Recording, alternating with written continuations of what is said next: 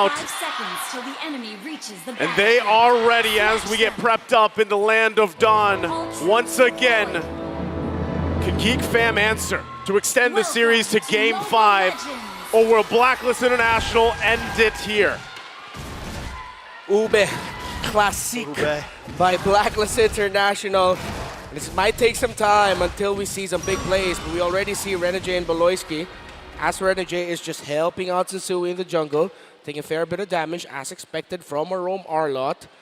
So we're just gonna be waiting for the next turtle. Honestly, it's like the next turtle or the next few seconds before the next turtle, because that means someone's gonna be going into the EXP lane, pressuring out an XP laner, a little skirmish, and then that determines who gets the turtle, or that doesn't happen, it's just a full-on fight on the turtle. Full sustain for the Arlot, by the way.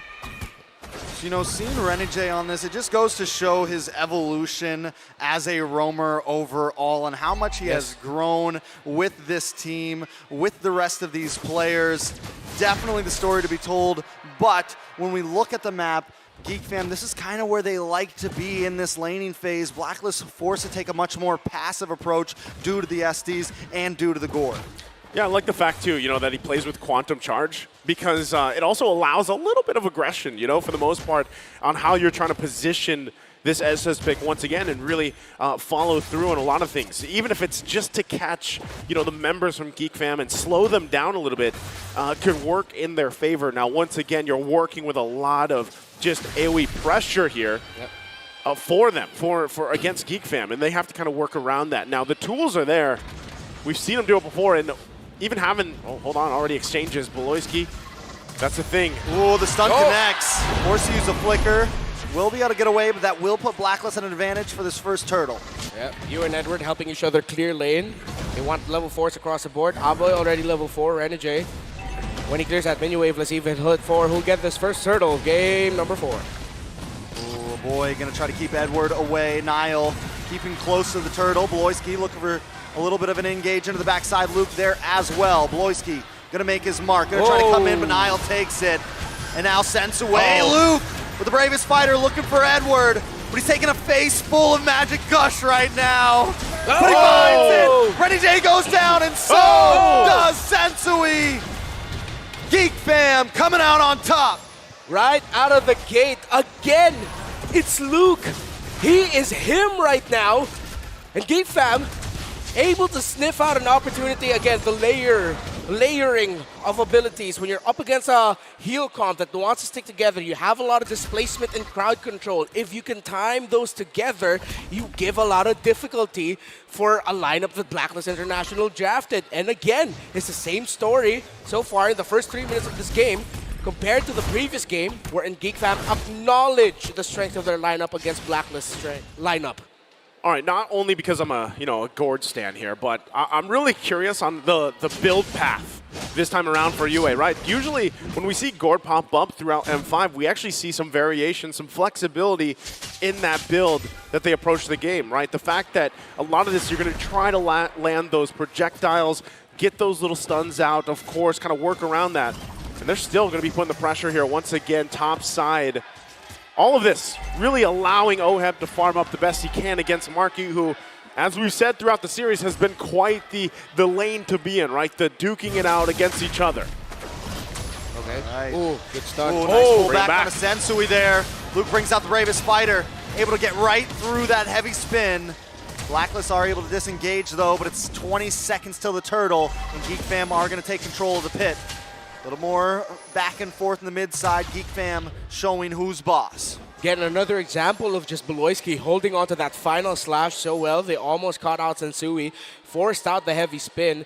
So this turtle looks like a free one for Geek Fam. It's going to be difficult for Blacklist International to get there in time. Okay, already just going to go ahead and use that Mystic Gush, put the pressure where we can, but they might just be given the call, right? Just go ahead and give up these turtles for now. We are not where we need to be to team fight yet, but they're actually going to make a line towards this bottom lane. Might be looking for their own play here. Oh, Marky with the Blazing Duet, just trying to clear out these waves and get back to safety. Able to pull it off. Geek Fam's rotation matching Blacklist. Yeah, and now, good defense there by Geek Fam. Next rotation and sequence might be around the mid lane.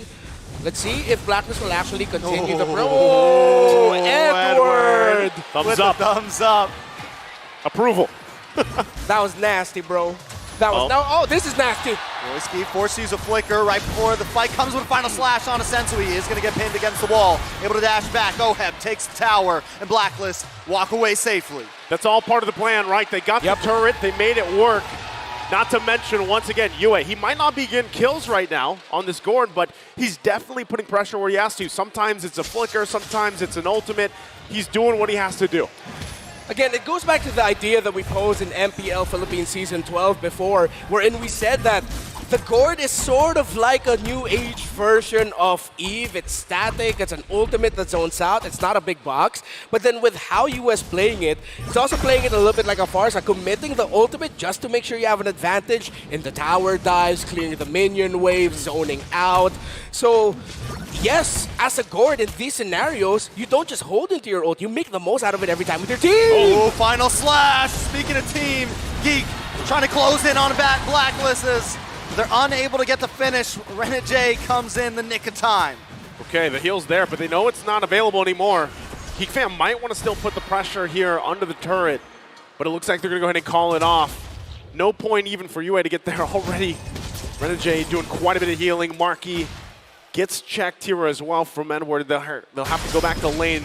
Turtle going to be up shortly. That's not going to connect to Hunting right now. Renegade taking a little bit too much damage, and the flicker from Luke takes 2 lives from Blacklist International. There's UA. Nothing he can do though. Yeah. Unfortunately, again, they stayed up there for quite a while. Yeah, great tower diving, great call by GeekFab, not giving up on the play. Despite Beloyski missing that final slash, Luke said, hey, I'm him, I got this. And he set that up for GeekFam really well. Again, another patented tower dive, a thing that we see here in the Philippines, teams such as RSG Philippines, but it is an Indonesian playstyle working very well for them right now as they get the 3rd and final turtle of this game. Yeah, another great call there from Niall, able to put the pressure on Sensui around the buff, gets the retry out, and easily rotates to get the 3rd turtle. Clean sweeping it right now for the Turtles, for a Geek Fam. That's what's giving them a little bit of this edge to work around, right? And with that, Blacklist has to keep that in check because when it gets to these Lords in about under 2 minutes from here, they don't want to just give those up, right? The plan so far is, all right, we give those up, we farm up the best we can. A top lane again. Oh, big final slash. Sensui gonna get the double man pin on the 2 members. Luke taking a couple shots to the face, gonna have to back off the worldie, bouncing between a boy and Beloyski. Blacklist safe for today. Surprisingly enough, that it felt like that final slash actually put Oheb in a better position to be able to go away. He was able to just slide tackle on out of there easily, a bit closer to the turret. I understood what Beloyski and GeekFam were going for there, but it felt like in that scenario, that final slash just helped Oheb a little bit better. Okay, so Renegade just picked up the Flask of the Oasis. So this will, in terms of, because we already saw the Necklace of Durance picked up, right? So how does this help out the healing situation here, Renmar, for Blacklist? Well, of course, that allows Blacklist International to just really pop the ultimate of the Estes, and then, Oh, they're closing in. Oheb taking off the map. A nice Nether Realm does come from Geek. They're going to get stunned up. A boy able to get away, though. Blacklist International move a member, and this is what Geek Fam's doing. Just find one, then one more. Blazing Duet does come in. Yue taking a little bit of damage. Here's Luke. Niall looking for more. Luke into the backside with the bravest fighter. Oh! The penalty zone response from Edward. A nice final slash from Loyski. Luke able to get a stun. Renegade goes down. Blacklist International lose 2 members. Well, I was going to say, the healing coming out from that Flask of the Oasis, although it might take some time until we feel the full healing effect of that Estes, should be able to help with the initial burst of damage and crowd control that GeekFam dish out. But again, sequence after sequence, we're seeing GeekFam layering their abilities so well, timing everything together, that even though Renegade gets a good timing with the use of the Blessing of the Moon Goddess, then suddenly GeekFam just overload the Estes and the heal of Blacklist. Yeah, well, they actually want to fight this once again. Now that Lord's up, they want to join these fights. Still waiting. Once again, Yue doesn't have too much damage just yet on this board. He's got the Talisman, he's got the Ice Queen wand. They're going to want to fight again. Move on to Renegade there. Edward does drop the penalty zone. Yu brings out the Magic Gush. Now the Realm comes out from a boy. Oh, Luke taking a lot of damage. Oheb able to get the final shot. And now Edward Marky. pushing the engage. Sensui pushes Marky away. A boy goes down. Sensui down, Beloyski down. Two members of Geek Fam drop. Marky and Niall now on the defensive. Blacklist International with a nostalgic feeling of the last game. Turn things around. What a great positioning choice there from Sensui to keep Marky at bay. It's like he told Marky, I can spin better than you. We're both going to be spinning like tops. But the heavy spin, you saw what Geek Fam wanted to do. Set up Marky for a big blazing duet. But it took one big panda and a heavy spin to stop that. Oh, again, it doesn't matter if the three turtles are giving up. Blacklist International, with their team fighting prowess, they're able to pull through, get this Lord, and now they're going to be in charge here. But we're going to take a quick breather from this game as things get situated. Once again, talking about how that team fight unfolded. You saw exactly how it happened, right? Things fell into place. They fell into a certain part of the jungle. It was a choke point, but with the covering of that Mystic Gush, focusing on Oboy, keeping Oboy back, the Netherrealm was worked through. And even when Marky came in, if Sensui wasn't on that side to block him out, that would have been so much damage being spread across a already belittled lineup. They had half health, maybe the heals were already done. And it was a struggle there. So once again, Sensui in the right place at the right time. Yeah, so far we're going to be seeing a lot of highlights from Sensui, Renegade, but I really want to commend Yue here and his positioning and timing with that gourd, making the most out of the Mystic Gush, the projectile as well, making sure he's getting those stunts in.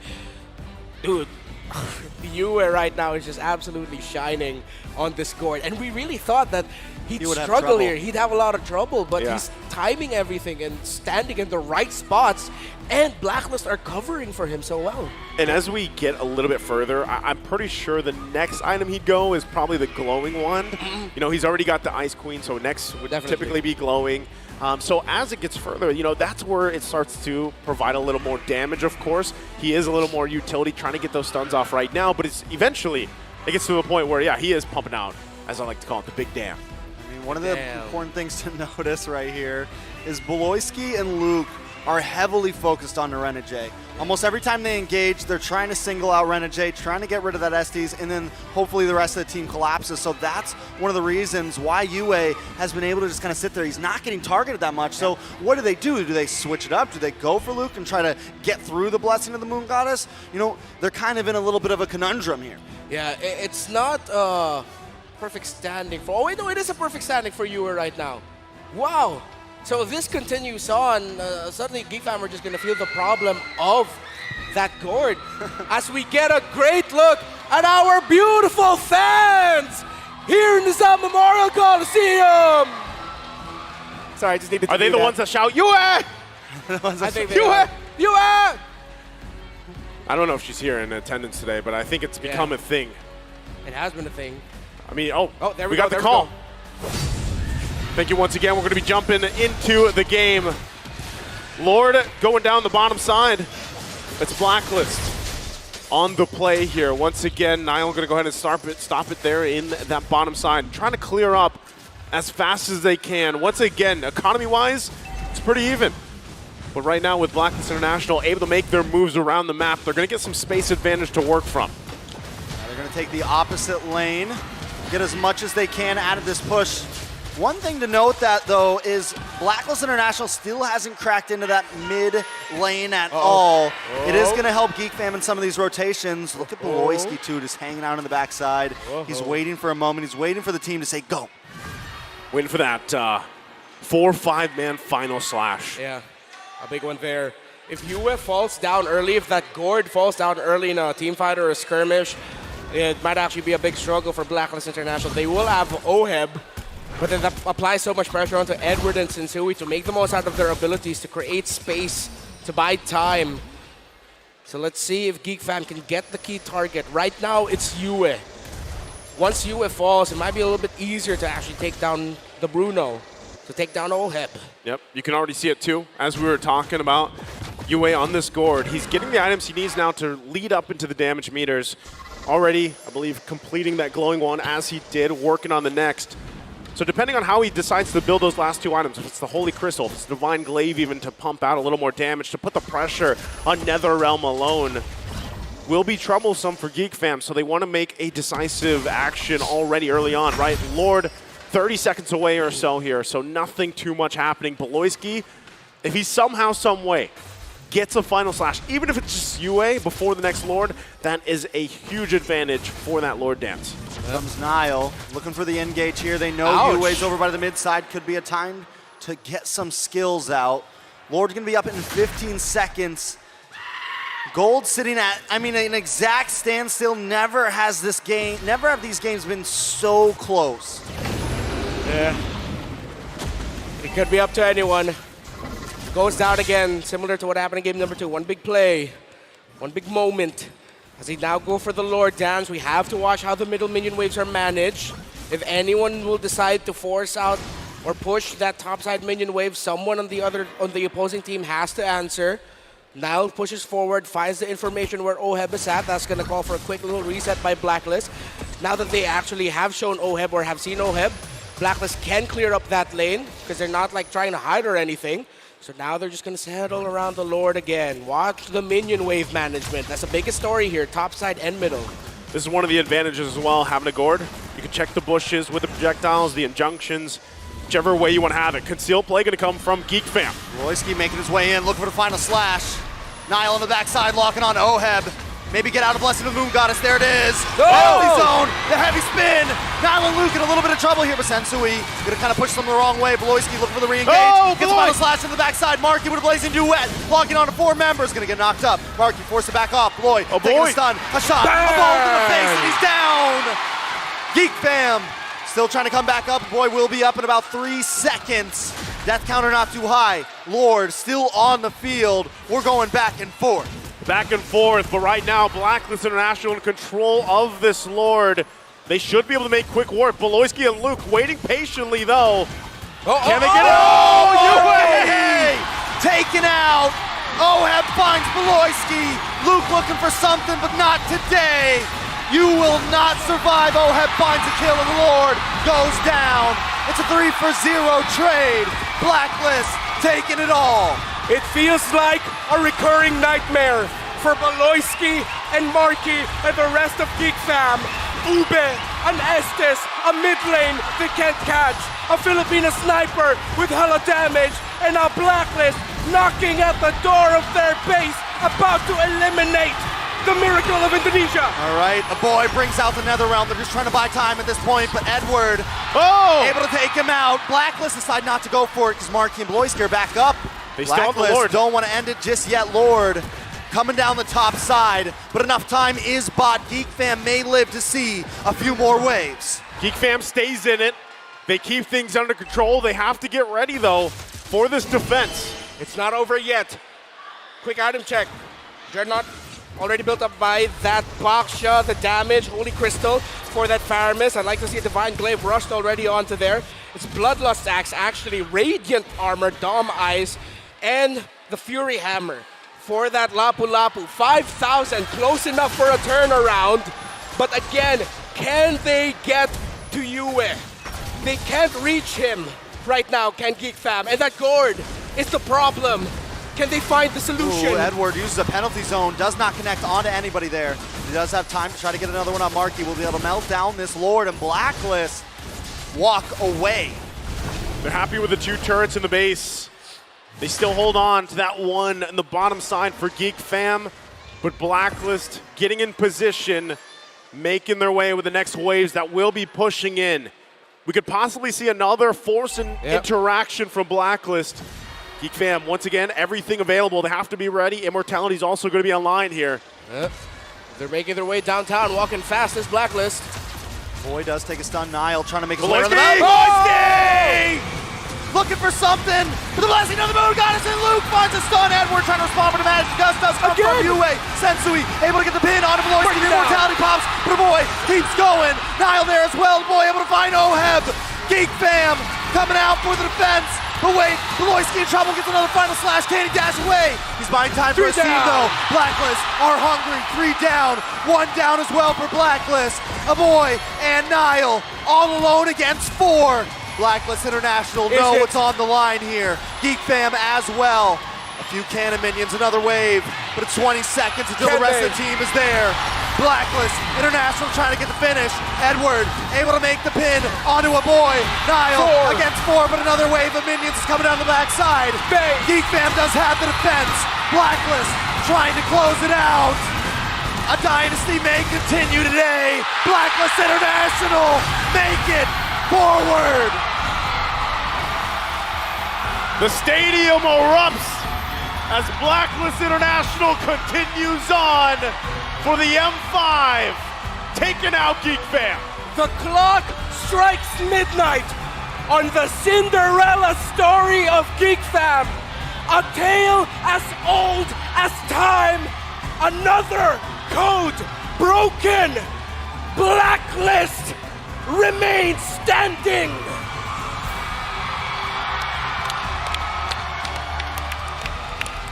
Give it up. Blacklist International showing why they are who they are. A young roster, new faces, but it doesn't change that the org is one of the strongest in the world.